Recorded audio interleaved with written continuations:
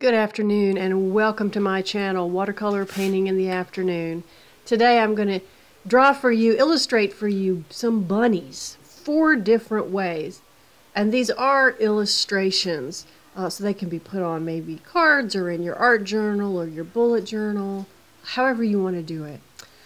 We're going to start with sort of a round circle, bunnies that are cute bunnies anyway. They have chubby little cheeks, and so we're going to draw those in. So it's a circle, and then on the bottom there's just these little 2 chubby cheeks. And then you've got his eyes, or her eyes, however you want to think about that, and his little nose. And then a squat little round body. Now, most animals have a shape kind of like this, with you've got the head and then sort of the mid chest and then the bottom part. We're just having a big blob for the bottom part on this little bunny. He's got big back feet sticking out and then his 2 little front feet sticking out. Now this one, he looks maybe a little bit more realistic than the rest. So I'm going to go from a little more realistic to less and less realistic looking. This one is the most realistic. He's got this little furry chest that we're going to leave white. And we're going to paint the rest of the bunny a nice, soft brown. So I've got his feet all fixed up, and I need to put his ears on. His whiskers too. Excuse me. So he's got 2 little floppy ears. They're kind of standing straight up. We're not trying to get too fancy with this. If you want to make floppy ears, you certainly may. But I'm just trying to, keep it simple. Keep it as simple as possible. So there's my first bunny. And now the second one, you can argue is not a rabbit. Well, he is a rabbit, but he's not technically one. He's a hare. A hare is the same type of animal, but much larger. So here I'm making the body this sort of bell shape, and we're going to have, again, his feet are even bigger than a rabbit's hind feet. They're just huge back feet. So we're going to put those on and just draw them in. But I'm only indicating them. You don't see the whole big foot there. Here's his 2 front feet are going to come around. And then that little space in between those feet gets connected. Please forgive me. I have had the worst cold, and I know I sound like somebody's pinching my nose together. But yeah, it's been such a bad cold. I haven't been able to do any of my regular stuff, and trying to do artwork has been really hard. So yeah, this is the first time I've really sat down and done anything. We're going to make kind of a long face. Again, you have this narrow head and the chubby cheeks, but we're not making them as chubby as we would a rabbit's cheeks. He still has the same cute little nose. His eyes are all the way over to the side. So we're going to make these funny looking eyes just almost all the way on the sides of his face. And then a hare will have very long ears. Hares are different from rabbits. They live differently. They don't burrow down in the ground so much. They live up on the plains, up in a field. They run very fast, and yeah, they're not as shy as rabbits are. But anyway, there's your hare. And now we're going to do one that's a little bit more of a traditional cartoony looking rabbit. We'll make a little snow person here, a little snow rabbit with 3 sections. And that top section being the head, of course. So we'll make the little chubby cheeks and everything, but this one's a little bit more just round. And little ears. And then we're going to, we'll fill that in, put the eye, the nose, and the mouth. And then we're going to come around with little front paws. And this is, like I said, this is more of an illustration, really more cartoony than the other two. So this one's going to have its little front paws out in front of it. And we'll, you know, you could put a carrot in one of those paws if you wanted to. You could put a stalk of celery or something like that. You could even dress this little rabbit up if you want to. But we're making a nice big chubby little belly and nice big feet, because all of the rabbits have the big feet. And so that's that one. Put that little mark right there so you can just make sure that's a chubby little belly.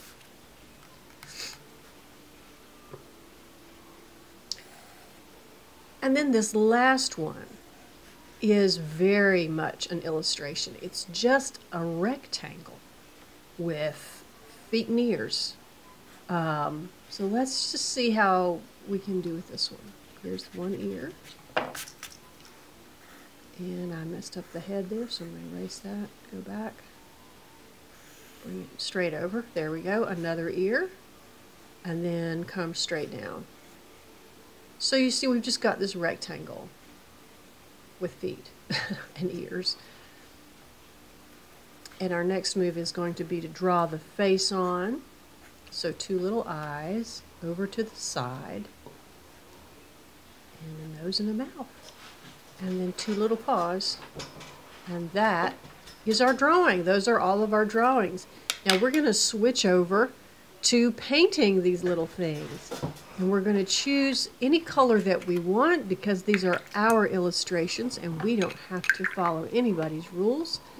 My first bunny I want to do in burnt sienna, because we used to have, my sister and I had, oh, by the way, I think that's a number 4 round. My sister and I used to have a couple of bunnies, and one of them was brown and one of them was white. And the brown one, we were very inventive with our names. We called it Brownie, and the white one we called Pinky, because Pinky had pink eyes and a little pink nose and mouth. But yeah, we were quite inventive with the names of our pets back then. But this is just burnt sienna, and I didn't mix it with any other colors, just burnt sienna. We might want to make one side of the rabbit a little darker than the other side, in case, you know, if you think about where your light's coming from, and then you put your shadows in. Even if it's just an illustration like this, that little bit of shadow really makes a very big difference in what you're seeing. Just that little bit. And I always like to add a shadow. You do not have to. This is your illustration. You make it the way you want. But I like that one little detail to be put in, even if it's just an illustration like this. I don't want it to be flat. I want it to have a little bit of dimension. Here, I'm just lifting some of that darker paint off. See, I think I did go back and make the brown on one side a little bit darker, right there under his little foot. All right. So moving on to the next rabbit, I'm going to grab some, oh no, I didn't move on yet. I'm doing his ears. That's what I'm doing. This is alizarin crimson, and just a tiny bit of yeah, it just left my brain what that is. But I wanted to say New Gamboge, but that's yellow. New Gamboge is yellow. Let me see. What is that color again? That, y'all, how can that have left my brain? Because I absolutely adore that color. I have adored it ever since I got it. It's the perfect color.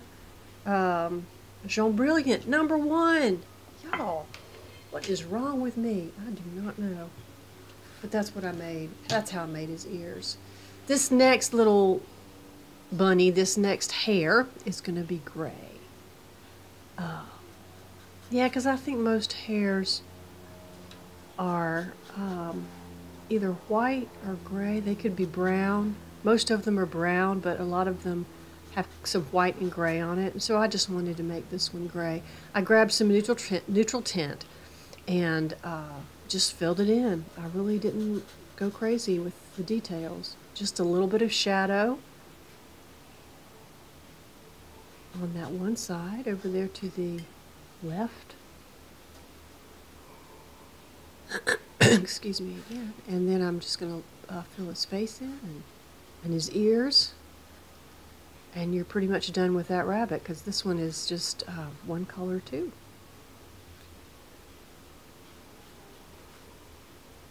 I did lighten these shadows up just a little bit. I was like, oh wow, I think I overdid it. Yeah, and I did overdo it a little bit, so I took some of that off.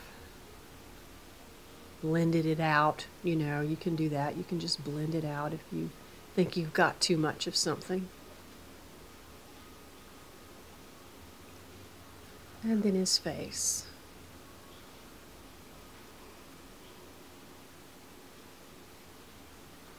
They're so big. I've never really seen a hare up close.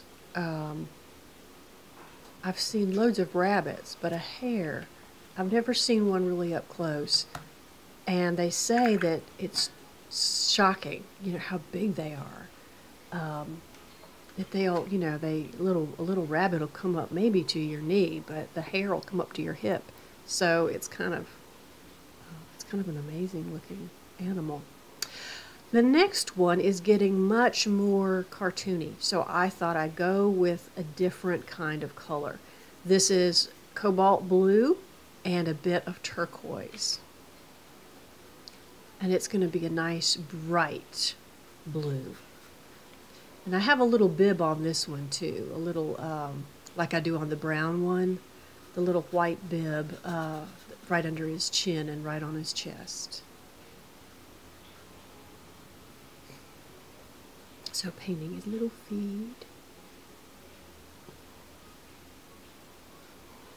I got his belly done. Now we're going to go to the midsection. And I wanted to leave his little paws white. So I'm just going to leave the tips of his front paws there white. And I'll paint the rest of him this blue. And his little chest, that little beard looking thing there, the bib, is going to also be white. There it is. And then his face.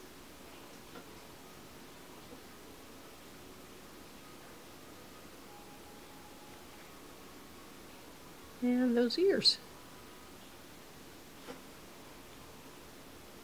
Again, leaving a little white space for some pink.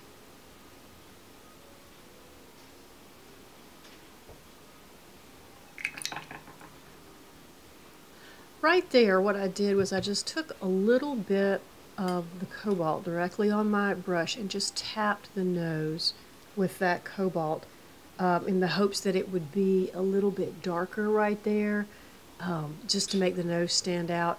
I needed to make it a little bit darker because it faded out into the rest of the picture and it didn't remain dark. But you can, if you will not make that mistake, just make that a little bit darker on the nose, and while it's still wet you can put it on there and it'll spread out just a little bit.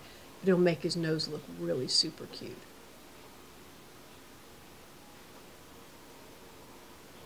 Alright, then finally I wanted to take my Jaune Brilliant, yes I do remember the name, Jaune Brilliant, and add it to the alizarin crimson, and we're going to make a pink bunny. This is going to be my memory of Pinky the Bunny, even though Pinky was white. My memory of Pinky is going to be pink. So this is just our little rectangular blob. It's amazing to me how a simple shape can take on the look of an animal that's familiar to you. All you got to do is put the ears and the feet on it, and all of a sudden it's a rabbit. If you were to put little pointy ears on it and a long tail, it would be a cat. If you were to put floppy ears on it and a tail, it would be a dog. So, you know, the eye placement, the nose placement, the kind of ears you put on it, you can draw a rectangle and make it into any animal you want. It's incredible what your brain will do. Your brain will sort of fill in what logically ought to be there. Here, I'm just filling in the pink for the ears of these other rabbits. And I filled in the pink for the pink rabbit too. I made them a little bit darker, but I think I probably should have waited until it was slightly drier because it bled out a little bit more than I wanted it to, expected it to. But that's okay. When we go back and we put our marker over all of this, it'll kind of correct all kinds of ills. So we're going to let that dry completely so that our marker will not smear. Now that it's dry, we can take our marker, and this is my 05 marker. It's a nice thick nib. It's not terribly small. I wanted a fairly chunky line so that, you know, you get the illustrative quality of these paintings. And all I'm doing is just going straight over my pencil marks, getting all the feet and the toes. This is where, if you want, you can add detail. If you want to add detail to your rabbits, this is the time to do it when you are using your ink. I apologize so much for my voice. I feel like I've got a cough all the time, and I know I sound like I don't know. I sound like Elmer Fudd. Up with the ears and then his little cute little cheeks.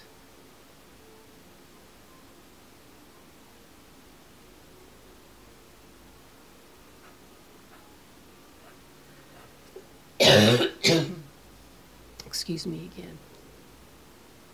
Little whiskers at each eye.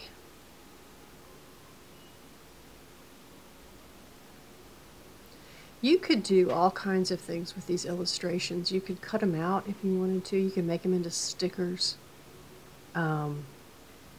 If you got your sticker paper, if you have sticker paper, you can draw these with markers and then just cut them out and they're stickers. Or if you want to, you can cut them out of your paper, just put glue on it, on the back of it. Voila, it's a sticker. So you can do a lot of things with these. I think these are easy enough even for kids to draw. So if you want to do something with your kids on an afternoon, this would be a fun project. Excuse me again. I'm going to quit talking for a minute.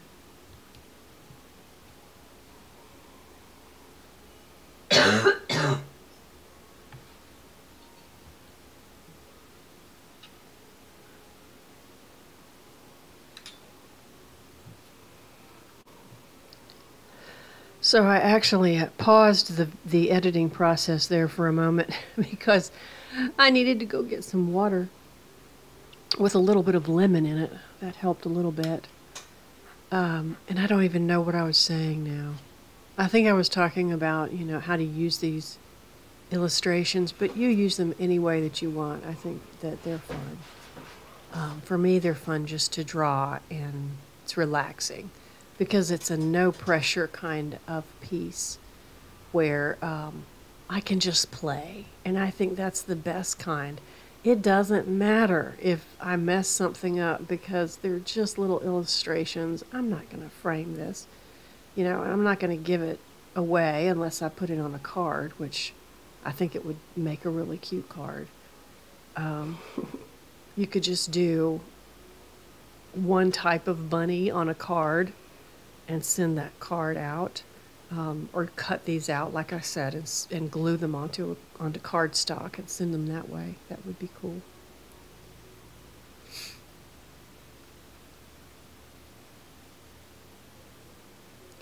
I've never owned a rabbit since I was a kid. Since we had Brownie and Pinky, I have not owned another rabbit. If you do, I have always had this question. Okay, if you own a rabbit, how, this is going to sound so weird, how do you go about setting up a place for that rabbit to do his little business? Because I've seen people let their rabbits out in the living room, right? And if your rabbit's out in the living room, you know he's going to poop on your rug or on your floor. Do they learn not to do that? I mean, I just can't imagine. I can't imagine. But anyway, listen, I want to thank you for watching. If you're still with me, you know, give me a quick thumbs up, and if you haven't already, please subscribe. I would love to hear a comment from you. I would love to hear whether or not you enjoyed this video. And if you're still with me all the way to the end like this, in the comments, give me a little blue emoji. That way I'll know you were all the way with me to the end. So wonderful to have you here today. Happy Easter Bunny painting.